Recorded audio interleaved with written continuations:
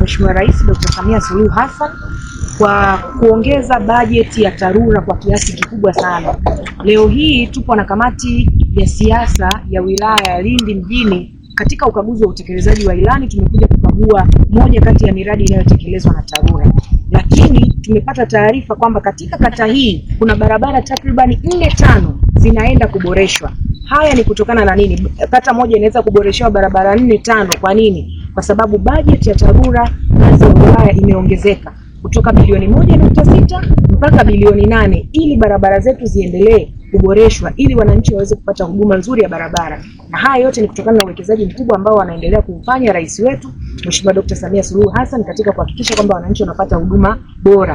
Kwa hiyo tunakishukuru sana Chama cha Mapinduzi kwa utekelezaji mzuri wa ilani. Tunashukuru sana TARURA kwa utekelezaji mzuri wa miradi na watendaji wote. Asanteni wananchi wote. Tunawashukuru, tunathamini mno na tutaendelea kufuatilia miradi yetu iwe katika ubora na kuakisi thamani ya fedha. CCM hoye!